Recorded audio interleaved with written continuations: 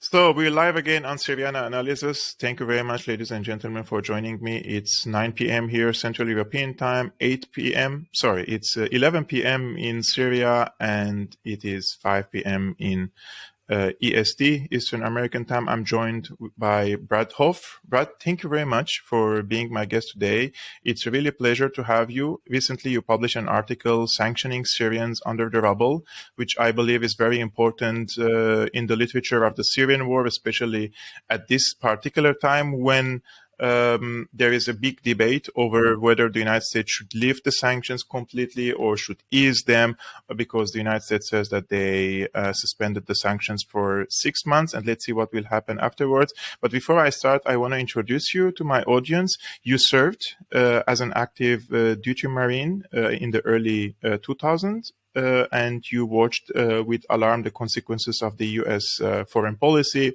And after leaving the military, you began wandering around the Middle East, and eventually you adopted Damascus as your second home. And currently you live in Texas, and you co-authored a book. The title of the book goes by Syria Crucified, Stories of Modern Martyrdom in an Ancient Christian Land. And for those who are interested about the book, guys, the link of the book is in the description. You can check it on Amazon and you can order it online. Brad, thank you very much for being my guest again. So glad to be here. And actually, you introduced me by talking about my former military service.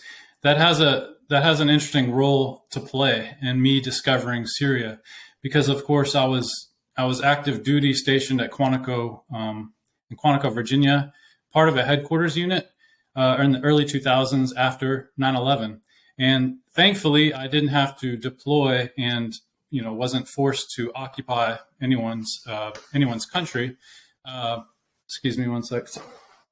No problem. Take your time. Thankfully, I didn't have to deploy and occupy anyone's country.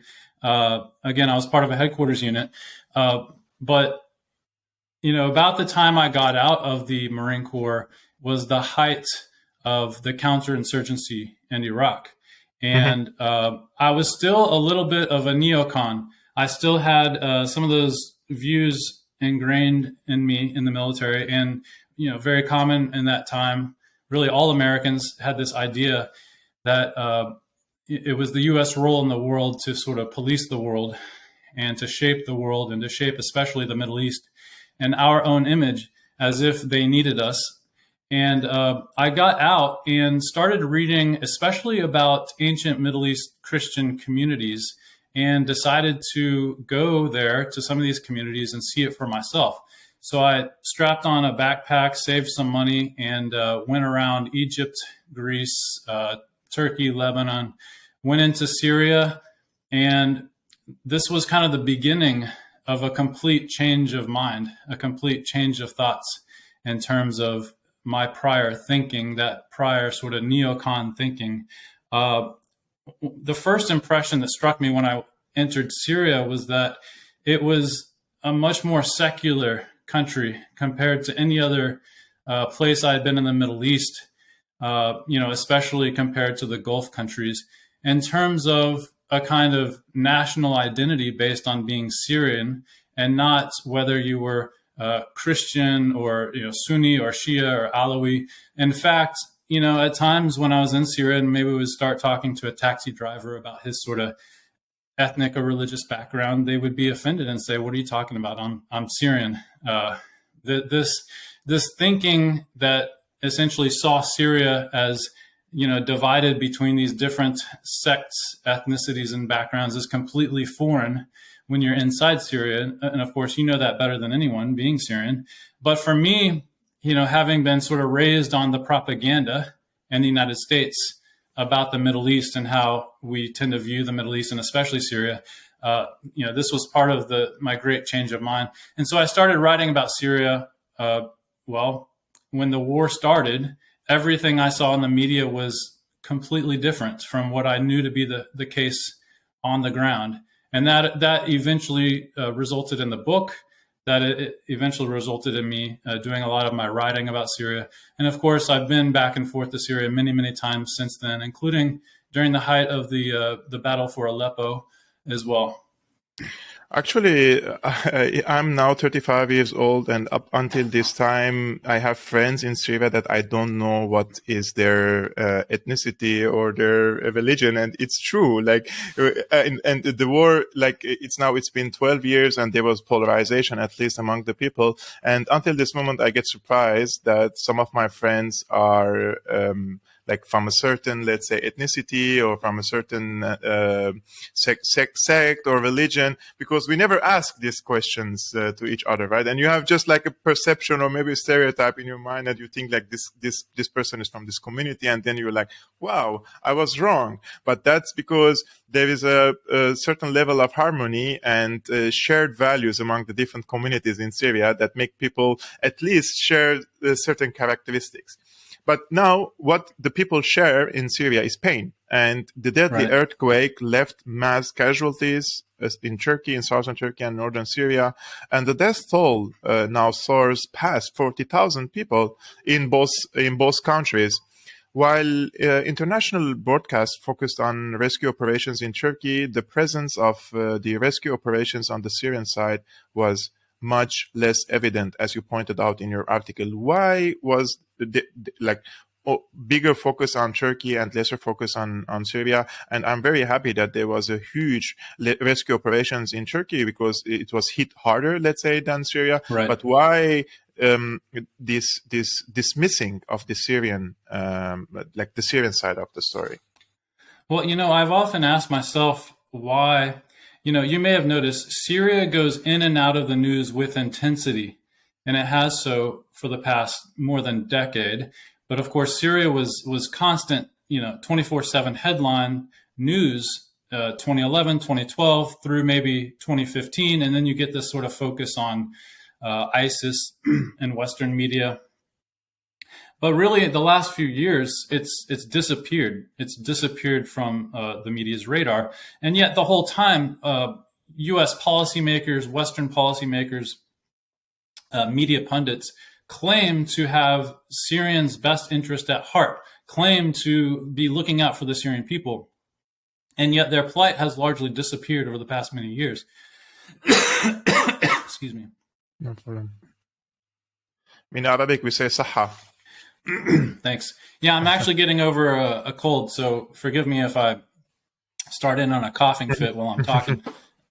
So now the earthquake comes along, and it's just tragedy upon tragedy, as you said. It's just Syrians can't catch a break. It's just there's never good news to come out, and it's suffering upon suffering. And so suddenly Syria comes back, into mainstream media focus, and yet right away, you have, Syria presented not as a place, and the people presented not as a place that needs help, that is suffering immensely. But immediately the stories start launching into Assad and the government, and the question of who's politicizing aid, and the sort of blame game, and it's tragic and unfortunate. I would say the underlying reality as to why, but Syria hasn't been covered, but when it is covered, it's covered in a way that somehow focuses. It's all obsessed with one man. It's all obsessed with Assad, rather than the people. It's because, as you know, anyone living in a government area, since the very beginning of this horrible war, has been dehumanized. In the West, if you are a Syrian, you are seen as, I really think, it just de facto treated as somehow less than human if you're from Aleppo, versus you live in a quote unquote opposition area. So I think that has a lot to do with it. This dehumanization, which has been really a long-running mainstream media legacy in terms of covering the war since it started. But ironically, as you know, there are many millions of people suffering even inside government areas who are probably opposition themselves. They are. There are many opposition friends I have. I have relatives who are opposition in government-held areas. That doesn't mean if they live in government-held areas that they are with Assad.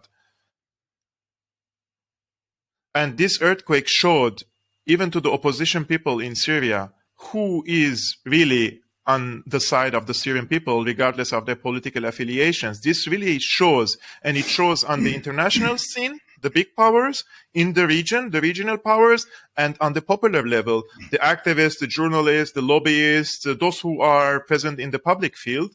Because, you know, there is always this polarization, and the media is very strong. And it says, if it says Kevork is evil, that means Kevork is evil in the eyes of, let's say, the opposition, quote unquote. But now this experience shows to the people inside Syria, whether you're with, against, in the middle, that doesn't make any difference, who wants to deliver the aid to Syria and who wants to block the aid to Syria, quoting that, no, the Caesarea doesn't affect the delivery of humanitarian aid to Syria. Then why the United States itself came and said, okay, we will freeze the sanctions, if some of the sanctions, for 6 months. So instead of inspiring, let's say, if we talk about politics now, on the international scene, instead of inspiring Western countries to ramp up humanitarian aid shipments and send rescue teams, the earthquake sparked debate over whether or not the United States sanctions on Syria should be lifted. And so why can't these governments overcome at least their political differences with Damascus or with Assad, or with, call it regime, call it whatever you want, but put these differences aside for the sake of rescuing Syrians under the rubble. And people should understand that if you want to save someone who is under a rubble, you have at least maximum 4 to 5 days. So when they didn't come for help, people died under the rubble. Well, you also need earth-moving equipment, the big tracks, excavators, and of course, these are precisely the types of things that neither the government nor even any kind of private sector building contractor can ever hope to get under the Caesar Act sanctions, because it's not only the full-size equipment itself that's under sanctions, but parts. So let's say even if you had some kind of multinational company in India that Yes. was willing to transact with Damascus, earth-moving equipment, well, likely that earth-moving equipment had U.S.-made parts, or at least it's a big enough company that it would come under severe sort of domino effect repercussions from Washington. So even if there are either private corporations or countries that are willing, when it comes to certain essential equipment, which was vital in the early days, Syria just doesn't have it. And another thing, because right now a lot of people are making a lot of noise over, which crossing into northwest Syria, the government's, allowed to be open or not, based on, prior deals involving Turkey and Russia. Well, the reality is the Syrian government right now is so crippled by the sanctions that it probably can barely really, rescue its own people from under the rubble in, let's say, Aleppo. So then why would their first thought be going to essentially an active war zone, a place that even foreign affairs and U.S. envoy Brett McGurk has been on record as calling the global hotbed of international terrorism because of Hayat Tahrir al-Sham and all the different iterations of al-Qaeda that rule it. I'm not saying the common people who are suffering are to blame, but that's just the reality. How could Damascus possibly, get earth movers across these, frontline war zone borders, even if it wanted to? It again struggles to probably help the people, in areas under its own control, precisely because even down to the sort of logistics chain involving fuel, software, which I address in my article, software needed to update, life-saving medical devices is actually sanctioned because medical equipment made in the USA, sourced in the USA, cannot even be obtained. And so, again, there's a lot of the usual Charles Lister type suspects who are out really trying to police the narrative. Anyone who dares to acknowledge that everyone under the rubble should be saved, no matter, what side of the line, what side of the war they're on, immediately Lister and gang seem to be out policing people, making sure that they don't dare try to humanize anyone that's under the quote Assad regime.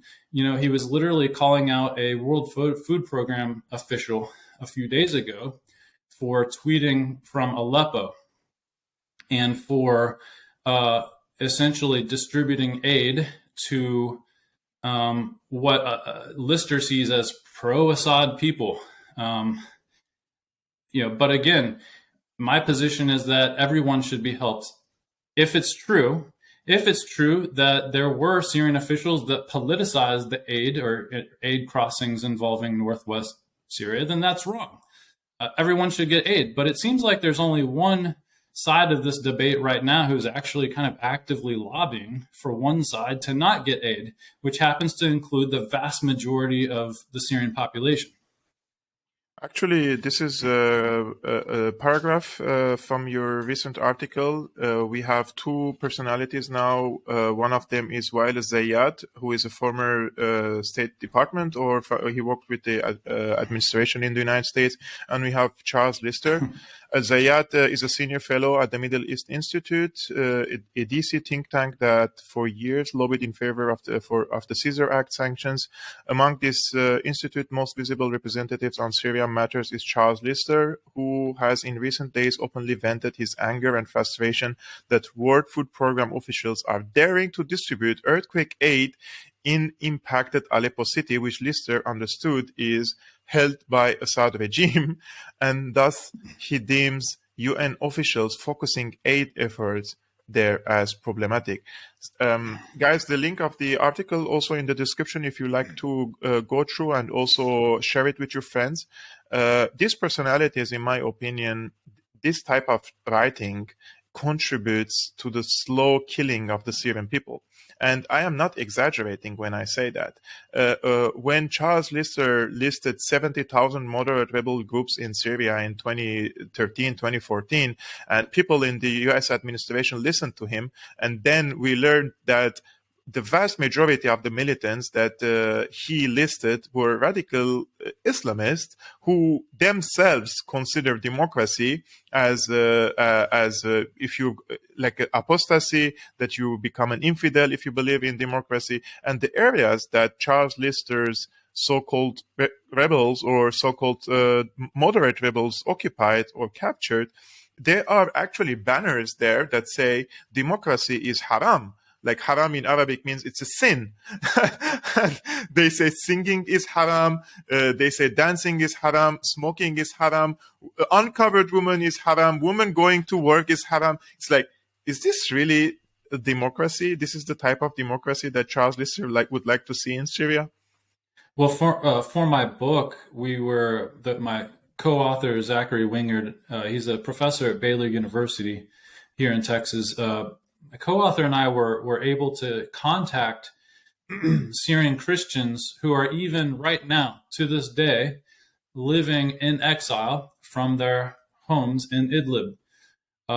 We interviewed the last Orthodox Christian priest of Idlib city as well, who was for 30 years the priest at Protection of the Mother of God Orthodox Church. He was the last priest to stay. He literally, in 2015, had to bury with his own hands some of his own parishioners who were executed. Two of them were executed for having a liquor store and simply for being Christians. Right this moment, that church, we sometimes get contradictory accounts. Either it was completely destroyed after the 2015 takeover from the so-called Army of Islam, or it was turned into a mosque. We get conflicting accounts of that. But at this moment, I know Syrian Christian families from Idlib whose families are being occupied by Chechens, Moroccans, other foreign fighters and their families, and their churches literally right now inaccessible, unusable. And, that's part of why too, we wrote the book, not necessarily to talk about, we're not trying to advocate that somehow, Syrian Christians are, a unique, special, protected group. Instead, we're trying to show that, any country should be judged based on how it treats its, so-called minorities, or quote unquote, the least of these. And throughout Syria's modern history, Christianity has been able to thrive in modern Syria.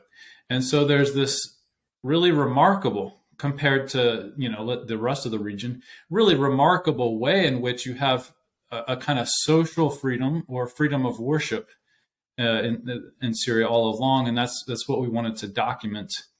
I'd like to say something too about you brought it up with a little bit about the history of, or let's say, who's in charge of Idlib, which is interesting. I find none of these people really want to delve into or talk about.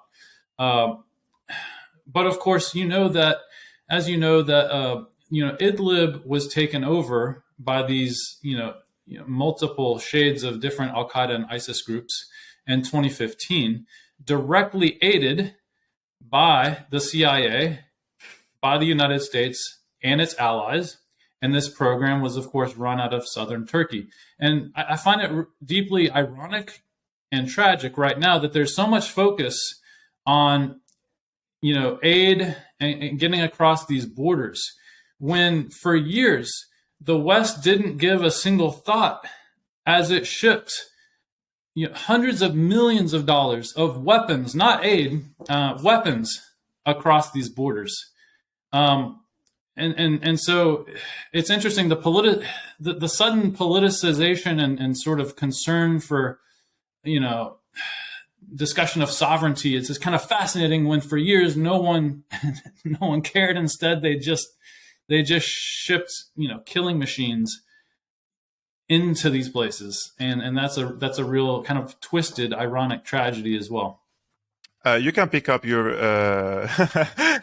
your earpod. I'm just gonna say it's really crazy. It's new and it keeps falling out. Yeah, go ahead.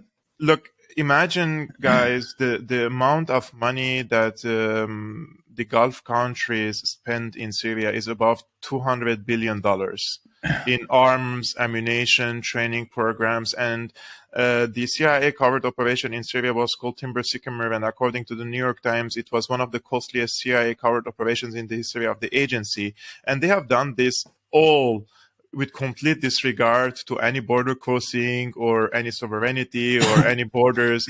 And they were able to deliver all these weapons to Syria. You remember, guys, all these Toyota trucks that ISIS was driving in the desert, like hundreds of them, right? And nobody went and checked the serial numbers of these trucks. Where do they come from? What's the source of this? How did they arrive in Syria? How tens of thousands of multinational jihadists crossed the border of Turkey, which is a NATO member, and there is a huge NATO military base there, and satellite images they're watching, and how the Russians, when they intervened in 2015 and started bombing the oil tankers of ISIS, trying to smuggle all the oil of Syria into Turkey and selling it into the black market. Because how did the ISIS start? It was a group, and then they become like a state, right? Quote unquote. And how did they become a state? Quote unquote, because they had a financial independence, and they started to sell the Syrian oil to the black market in Turkey. And Turkey was like, these trucks weren't like coming, like sneaking into Turkey, right? There was someone in Turkey receiving these trucks and recycling this fuel, because you cannot simply sell that fuel without processing it, right? So it's a long process. Like it happened under the watch of the NATO base. Turkey and the entire world was watching how ISIS was expanding. And when John Kerry he met with so-called Syrian opposition figures, I think in early 2016, and somebody was recording this meeting, right? I suspect one of the opposition figures was recording this. And the WikiLeaks later they leaked this audio, and he was very clear. Like, yeah, we were watching the expansion of ISIS, and we thought it's a good idea to pressure Assad and force him to compromise. But instead of compromise, Putin came in help of Assad. Those are I think the phrase was something like, yeah, I think the phrase was something like manage the pressure. Yes. Manage the, and almost as if talking about a strategic asset, a kind of indirect way of pressuring, Damascus to affect regime change. As you know, this is very well documented even in internal U.S. government memos and things like that, which have sort of since come out. But yeah, I mean, this is really a point we should just not let up on, because I feel like everyone has, again, I talked about that process of, for the past few years, Syria kind of comes in and out of the news with intensity. It either comes back into the news or it just drops completely, very quickly. And yet there's always this sort of collective amnesia. Everything we're talking about, I'm sure your audience is sort of well versed in. But I talk to pretty intelligent, people that absorb a lot of news every day all around me, and they've never heard of many of the things we're talking about. And of course, anytime somebody for some publication in the West writes some, revisiting the history of the war in Syria, again, more amnesia. All of these like incredibly well documented facts are just left out. You even have former U.S. officials that continue to this day. They write these autobiographies, these tell-alls. I mean, Mike Pompeo recently was out with one. He was former director of the CIA, and they just openly confess. Again, oftentimes much of what we're talking about, and everyone has this collective amnesia. And here we are once again, and the kind of Washington D.C. policy discussion, has little to do with actually caring about Syrians, regardless of where they live. But it's this complete obsession with Assad, and this complete obsession over whether you're sort of violating mainstream Beltway orthodoxy when you speak about Syria. I'll give you a great example. I won't name him, but there was a FDD, think tank member who sort of spoke up on Twitter, calling out my article because I merely mentioned a city that happens to be part of the so-called opposition. Mm-hmm. And because I mentioned that city while calling for sanctions to be lifted across all of Syria, he attacked me as disingenuous, and that I'm not allowed to write about cities that are outside of Damascus's direct control if I'm making an argument that sanctions must be lifted permanently across the board. It's absolutely insane, the level of kind of policing that goes into effect from the think tanks, from Middle East Institute type places, the Atlantic Council. It's amazing. It happens every time Syria is back in the headlines in any way.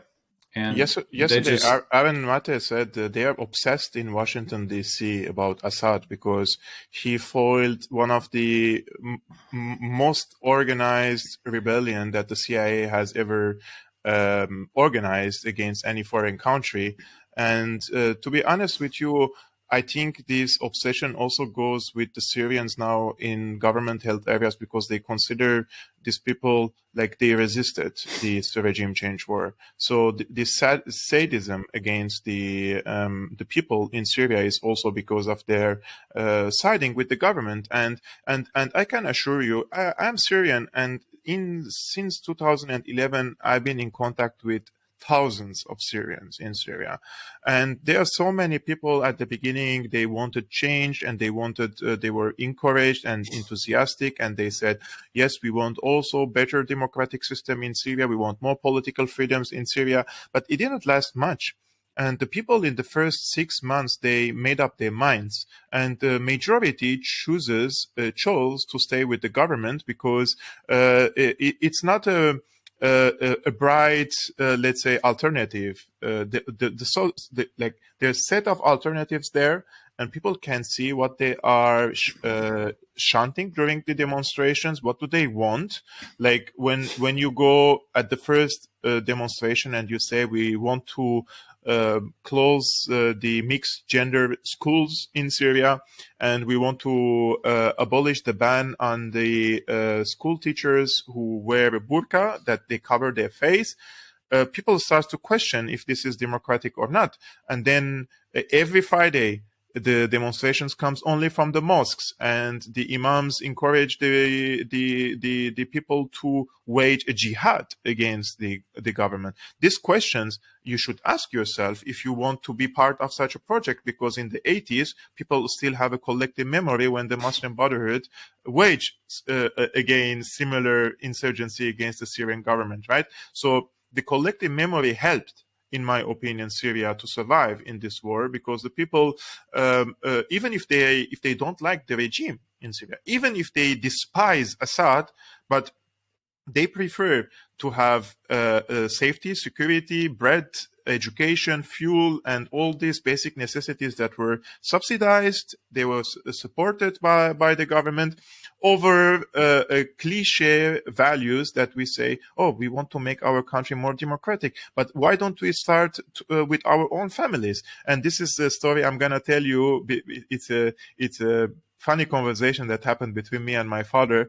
And in 2011, he said, like in Arabic, they say khalas, like enough. It's like khalas, it's like 40 years they're ruling. Maybe some other people could come, he's also, and I was like, khalas, you were ruling this family for now 30 years. So step down, let me I rule this family. And he's like, no, you're now crossing the red line.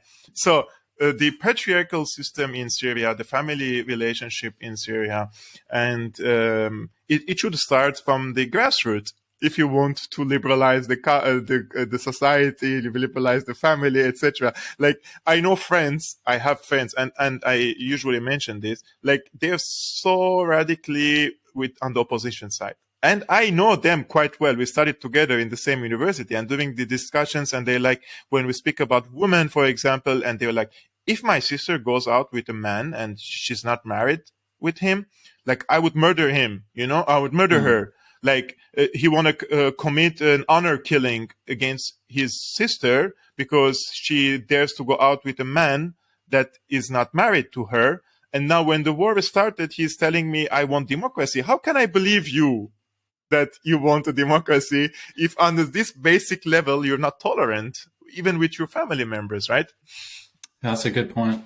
Yeah, absolutely. Well, so what I'm trying to say, Brad, here, what I'm trying to say here is that the experts on Syria, the likes of Charles Lister and the others, they don't know these small details about Syria. Charles Lister visited Syria once, I think in 2006, and he took some nice photos as a tourist. For like 1 week, yeah. Yes, that's it. How can you be an expert on Syria? And what bothers me is, like, you can call yourself an expert on Syria, but the community, intellectual community, shouldn't really promote you as an expert, right? It should be ridiculed when someone is calling himself an expert and he has been proven to be so wrong, and for so long. Like, it's not once, twice, it's for 12 years he's proven to be wrong. How can this person still be an established expert on Syria while the experts are being called out and they are being smeared? It's really crazy. Well, sadly, this is how it often happens in the West, and especially in the Beltway swamp that is Washington, D.C. After all, if you remember, after the Iraq invasion, many of the architects of what's now universally, everyone understands it to be a criminal, horrific, disastrous regime change war. Well, all those people essentially got promoted, and many of them are still around. Many of them are still around, even after a handful of them have even since admitted, right? Policy people that were involved in the planning of that Bush's war, you can even admit that it was wrong. And these people still occupy powerful positions, sometimes in even the current Pentagon or administration, but also think tanks. And so, my joke is that that's the best way to, get a well-paid position at a DC think tank, is to just having gotten everything wrong over the past 20 years, and you just sort of fail up. But in terms of what you're saying about knowing people that would be considered anti-government, but who still live in places like Aleppo or Homs or Hama or around Damascus, that's what's silly. That's what's silly about the whole current sort of debate about sanctions being renewed. And look, I'm saying there shouldn't have been sanctions in the first place. But again, you have this whole group coming forward to argue in favor of keeping strict sanctions on even during the earthquake. So what's so silly about this is that, as you said, the Syrian war was the biggest international fueled proxy war in modern times. And yes, you referenced that important CIA article, and everyone needs to go back and read about Timber Sycamore before it kind of falls from collective Western memory, if people even kind of knew about it in the first place. But okay, so the Syrian government is there to stay. Like, it doesn't matter how much if I want it gone, if you want it gone, if anyone wants it gone, if anyone wants this or that, it doesn't matter. People need to deal in reality. And the reality is, if the Syrian economy is smashed and there's runaway inflation, and a carton of eggs costs the equivalent of, $25, when wages have been stagnated and frozen and are equivalent to maybe, $150, $200 a month. Well, if you loosen sanctions, naturally, there will be a kind of trickle effect reaching everyone, improving the lives of everyone. Dare I say, improving the lives even of people, stuck in this hellhole of Idlib. It's just, people have to deal in reality.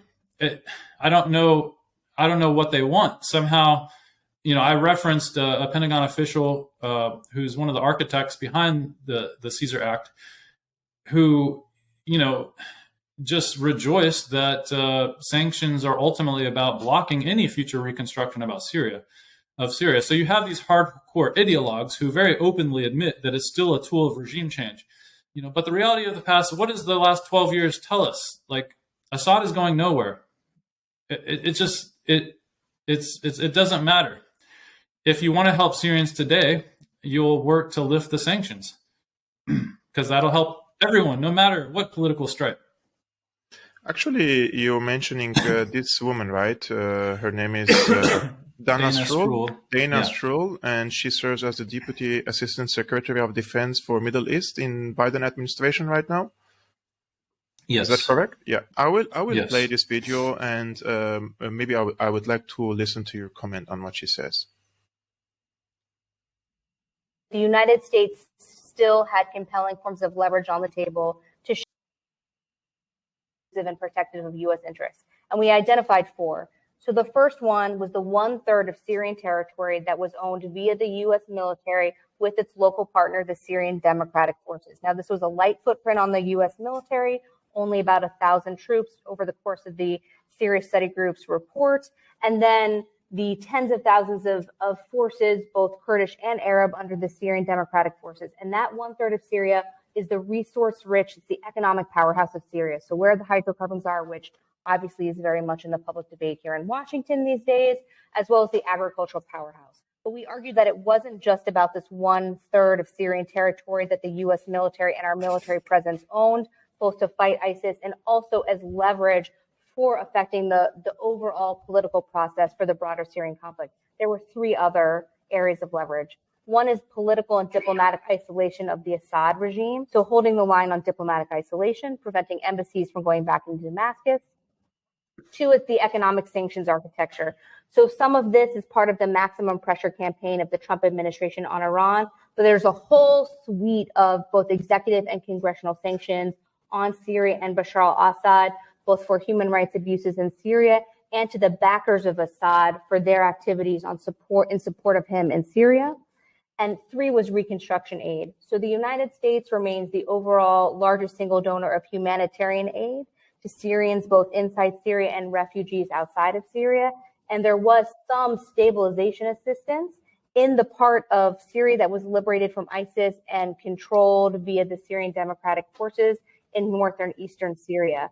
The rest of Syria, though, is rubble. And what the Russians want and what Assad wants is economic reconstruction.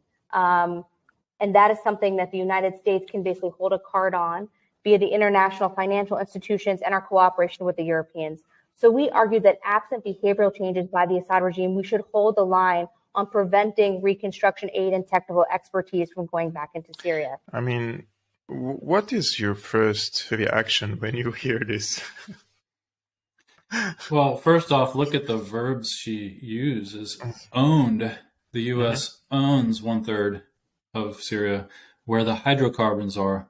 And she speaks of Syria as just this grand chessboard, as if she's playing a game of Risk, as if it's her own little personal board game. And she just sort of recommends moving this piece or that piece around and leveraging that. Well, I'll just say, it sort of rhymes with her name, but it's ghoulish. She's a ghoul. This is monstrous. This is sickening.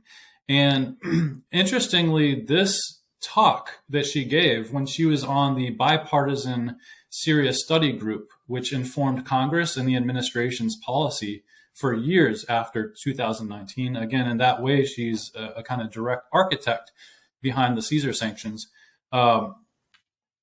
This segment is only well known in kind of independent and alternative media. Places like here, we're talking about it. To my knowledge, this has never been aired on any major US or European network or program, and needs to be just played every time Syria is talked about. People, yes. This is straight from the horse's mouth, so to speak. And people need to be exposed. And I really think to this day, it still hasn't got much sort of airtime or exposure. Certainly when I once showed a family member this clip, they were shocked. They could not believe it. I said, well, this is how these policy goons really think. There it is, out in the open. And it's interesting. She used the word, Syria under the rubble, which I focused the title of my American Conservative article, hinged on this word rubble. These are people who are very vocal about wanting Syria to remain under the rubble. And it's really sick and disgusting, obviously. Brad, I'm not surprised, right, from the officials, let's say.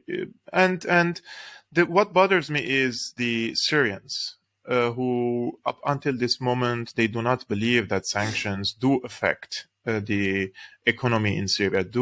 These sanctions do deteriorate the livelihood of the Syrians? And they say this is not just targeted sanctions against the regime. You mean like Syrians abroad? You mean like Syrians abroad. Look, outside the country, right? Yes, I live in Berlin, and I encounter here a lot. Like even in the street, when I walk, they come and they start fighting with me in the street because they truly believe that what I say is a lie, and they truly believe that these sanctions are against Assad and his family and his inner circle. They truly believe that these sanctions are going to crumble the regime, and not the people are not affected by it. And I'm mentioning this because it was only a few days ago when we were in front of the American embassy demonstrating against the sanctions and asking for lifting all the sanctions on Syria. The opposition side, they came and they called us names and they said, we are spreading lies. And these sanctions are just meant to harm Assad and his surrounding and not the Syrian people. So from an expert point of view, these sanctions started for a very long time, but the harshest one was under the Caesar Act, right? Whose idea was the Caesar Act, and what were the objectives of the Caesar Act? And does Caesar Act have a negative impact on the basic livelihood of the people in Syria, or it's just meant against Assad? I mean, well, to get to the heart of the question of where did the Caesar Act originate, you're probably familiar with the Syrian Emergency Task Force. And it's one of these sort of, let's call it a well-funded, U.S. connected, professional activist institute or think tank or organization. It's essentially the professional opposition, let's say, not any kind of grassroots type thing. It's very well connected. They were in part behind the whole John McCain visit to northern Syria fiasco. When you remember the infamous, photo he took with a militant organization called the Northern Storm Brigade, who very near in time to that photo had been seen cooperating with ISIS on the battlefield. They had also been caught. They had also kidnapped Lebanese Shia pilgrims, and this all came out. And then, John McCain's office had to do all kinds of backtracking. Well, that's the Syrian Emergency Task Force. It's a kind of PR organization that was very active early in the war, and they're still very active in sort of speaking to the media and sort of trying to frame the narrative. And of course, they were the ones that really pushed the Caesar Act sanctions based on someone described as a Syrian military defector who said that they had like tens of thousands of photographs of Syrians who had been killed and tortured by the government and things like this. And so that was kind of the main impetus behind the Caesar sanctions, because, of course, if you want to sort of compel action in Congress, you need a kind of mass atrocity story. And, the interesting or controversial thing about the trove of photographs is that as time went by, those, behind the defected Syrian military photographers sort of making his case or presentation had to kind of slowly admit, well, it's not hundreds of thousands of photos. Some of them just show dead bodies of people fought that were killed in the middle of fighting. We have no idea who these people are or what the story is. They slowly kind of backtracked the numbers that they were claiming, were sort of, killed, tortured by the government, things like this. And all of them were simply photos of bodies. And, one of the things is I remember Abu Ghraib well, because I had just got out of the military when the Abu Ghraib scandal in Iraq came out. And these were photos of people being tortured by U.S. military prison guards, torture happening, like it's in action. You see U.S. military guards torturing Iraqi prisoners. It wasn't just a trove of bodies. We have no idea the context or what happened. We have torture being documented in action with cameras. And yes. The interesting thing about the whole sort of Caesar photographic portfolio is, to my knowledge, there's nothing like that. There's nothing like that in terms of that definitive, smoking gun. Are there people there who were killed or tortured by the government in this trove of photographs? Possibly, probably, but I can tell you that the case was much less certain than, let's say, the torture that took place at Abu Ghraib. And so it's after this sort of trove of photographs gets presented before Congress that it was the tipping point. Mm-hmm. The most far-reaching sanctions ever, leveled against Syria or really any other country, maybe comparably Iran sanctions. But, I'm in contact with people on a weekly basis who are, they're not political. They're just average people trying to live in Damascus. And yes, on a week-by-week, month-by-month basis, they've documented to me how the economy has just spiraled off a cliff. They can barely live. It's horrific. The rate between 2017 or after the Caesar Act and now 2022, if I used to buy this pen for 1 Syrian pound, it's now 800 Syrian pound in these 3-4 years. So for 7 years of war, it didn't increase the prices like it increased now. Now 800% more expensive due to the Caesar Act. And then people come and say, no, these sanctions do not affect the livelihood of the Syrian people. The average salaries have become $30 in Syria. How can, if I am a father of children, and I'm working in the public field, public sector, and getting $30 or $40 per month, how can I send my children to school? When they're 15, 16, I will ask them to go to work. So there's so many drop-ups from the schools, and the entire educational system is being crumbled. The health sector, they don't have fuel to generate electricity. Like those are basic things. Human rights, those are human rights. Like they talk about human rights violation, but this is a direct violation of these human rights. But now the United States, I want to end up with this question with you. The United States announced a 6 month of partial suspension of sanctions to allow humanitarian aid. What does this mean for ordinary Syrians, in your opinion? And do you believe our pressure on social media platforms played any role in raising awareness about this case, and the United States felt maybe embarrassed? That's a good question. The first thing I'll say is I don't actually think this will impact ordinary Syrians and better their situation anytime soon. I think, look, it's a welcome, good step. It is progress. I was surprised by it, actually. And I think it did come through pressure, especially from humanitarian organizations, the World Food Program. When you talk to UN officials, they sympathize with us. They don't sympathize with the Charles Listers of the world. I mean, look up David Beasley, right? Or, anyone working at a high level on, food and hunger in Syria. And they will sympathize with what we're saying, that sanctions can't be used as this weaponized ideological bludgeon to punish an entire population.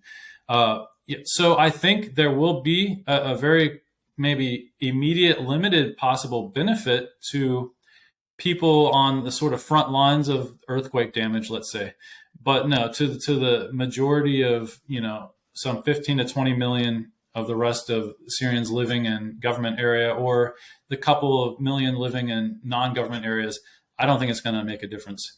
Mm-hmm. I think the currency is already too smashed. Trade is already so extremely isolated. And also what the sanctions have done is to instill fear. Even if there is a nonprofit organization, a charity that wants to help, they are in fear of unknowingly triggering some kind of negative consequences based on the sanctions. And that's really what the sanctions are about by design, to instill fear both in, nations that might ordinarily help Syria, but also instill fear in terms of private organizations. And when we were talking about the whole sort of think tank media pundit crowd that sort of tries to police the narrative on Syria, it's important to know that one of their sort of weapons is to use sort of flack to create pressure. So, for example, that's how the fear and intimidation campaign is also meant to work, in terms of sanctions. If some respected entity in the West wants to help out, common Syrians, they have to face these sort of hurdles of coming up against a media and like think tank smear campaign. And, I know this for a fact. I talked to sources that were at this, very, famous annual event in Washington, D.C. called the National Prayer Breakfast. President Biden addressed this year's prayer breakfast in early February. And I know sources that had conversations with all kinds of representatives from charitable groups that said they were in fear. They want to help Syria, but they live in fear of triggering some kind of either sanctions blowback or being target of a smear campaign led by this small cadre of like loud, influential voices that want to basically go around and blame everyone, call everyone an Assadist and all this nonsense. Yes. Brad, I'm really, really thankful for your time and your insights on Syria. It's highly appreciated. I can assure you millions and millions and millions of Syrians are thankful for your work and for your voice, because their voices aren't heard outside. And you understand Syria quite well, and you're writing about the suffering in a very eloquent way. Guys, this is the article of Brad, Sanctioning Syrians under the Rubble in the American Conservative. The link is in the description. And this is the book that Brad has co-authored. Just a second, called Syria Crucified. The link of the book also in the description below. I highly encourage you to also buy the book, read it, also learn about Syria from a perspective of a person who also, I think, also considers Syria home. I think it's very important. I always say Syria is a feeling for me, right? I'm ethnic Armenian. My grandparents survived the Armenian genocide and found themselves in Syria. And when people just ask me now, how is it possible that you love Syria so much? It's just a feeling. You have to live there, live with the people, experience the life there, and live the life of the Syrians, and then you will fall in love. And I can assure you, Syrians do not deserve what happened to them in the past 12 years and do not deserve now to live under these heavy sanctions, whether it's from the United States or from the EU. And now we have a limited chance, guys, for 6 months to raise as much as funds we can. So the GoFundMe campaign that I created, that was unsuspended recently, we collected the money. We collected 30,000 euros, guys, thanks to you and thanks to all the sympathizers with Syria. However, 30,000 is nothing compared to the tragedy in Syria, right? So I created another crowdfunding, guys, and this crowdfunding is in Armenia. And Armenia doesn't follow the sanction regime of the United States against Syria. So the link also is in the description below. Just be sure that the average salaries in Syria of a person is $30. So even if you donate $3, $5, $10 for these people, it makes a huge difference.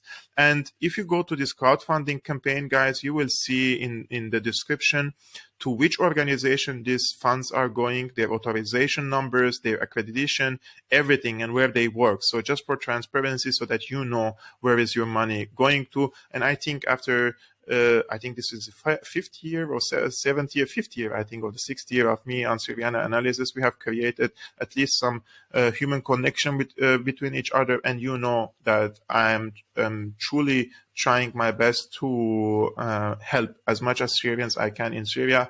There are crowdfunding campaigns from the opposition side. Good for them. I'm happy because there are also Syrians in Al-Qaeda held areas, and they're Syrians and they need help. But if we compare the donations there, it's like $3 million for donations there, and then a few $1,000 on the government held areas that 90% of the Syrians live. So I truly appreciate if you go and donate for the Syrians, because I will try to keep this ongoing. And when this humanitarian crisis in the aftermath of this earthquake is over, we should start reconstruction projects. So I will use these funds also to finance reconstruction projects in Syria. We have to do our best and use our location and positions here in order to advance this goal. Brad, thank you so much again for joining me. Thank you so much. Thank you.